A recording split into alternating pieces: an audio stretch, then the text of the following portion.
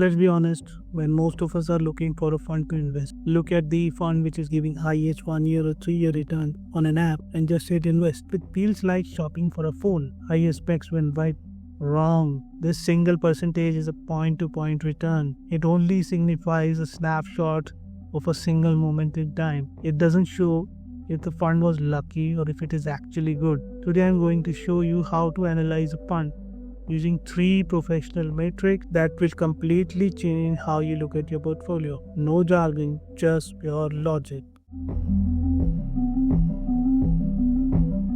The biggest problem with the standard returns that we see on different apps like Grow or Money Control is that they depend on when you started. If you started a day later, your 3 years or 1 year return might look completely different. To fix this, we are using rolling returns.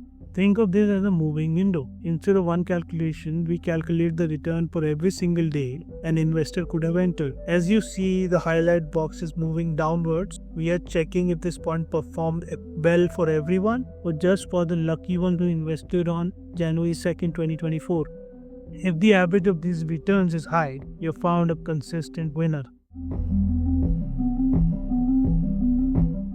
But this daily view is great, but we also look at the monthly NAV view, which is for the longer term trend. So the daily data is great actually if you're looking for precision and higher number of observation, but monthly NAV gives you the bigger picture. This is how the fund behaves for an SIP investor. By moving month to month, we can see the rolling average. It tells you your likely return if you stayed invested for a longer haul. If this metric is steady, even during market crashes, you know the fund strategy is working. It shows you the difference between a fund that is consistently good and one that is occasionally great.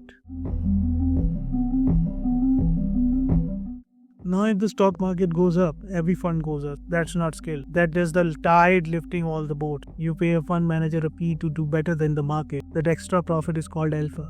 Alpha is simple. Fund return minus benchmark return. Look at this calculation. Every month we subtract what the index gave from what the fund gave. If the result is positive, the manager is actually adding value. If it's 0 or negative, you're better off investing in a cheap index fund. Rolling alpha shows you if the manager is consistently smart or just occasionally lucky. But here is the most important part. High returns are useless if you panic and sell during the market crashes. You need to know how much pain a fund will give you, and this is called the drawdown.